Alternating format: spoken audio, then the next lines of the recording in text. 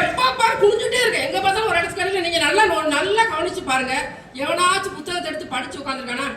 ஐயா சொல்லிட்டு போனாரு, அழகு அழியாத அழகா சொன்னாரு. நான் சொல்றேன் பேரழகு. பேரழகு எதுனா ஒழுக்கம் தான். நான் சொல்றேன் பேரழகு எதுனா ஒழுக்கம் தான். அழகுன்னு அவர் சொல்லியிருக்காரு. மிகப்பெரிய பேரழகு, ஒரு மனிதனுக்கு பேரழகு தரக்கூடியது அவனுடைய நல்ல நடத்தை.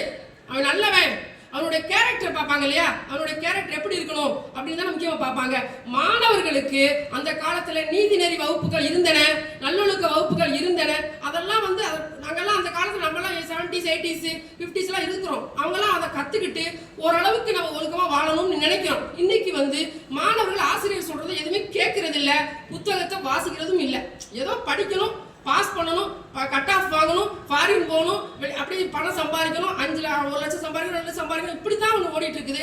பெற்றவங்களை கவனிக்கணும், பிள்ளையை கவனிக்கணும், ஒரு குடும்பத்தோட உறவா இருக்கணும், அடுத்தவங்களுக்கு உதவி செய்யணும், இப்படிங்கிற எண்ணங்கள் எல்லாம் ரொம்ப குறைஞ்சிட்டே போயிட்டு இருக்கு. வணிக ரீதியா போயிட்டு இருக்கு. கல்வி வந்து வணிக ரீதியா போயிட்டு இருக்கு. நடுவர் அவர்களே, பட்ட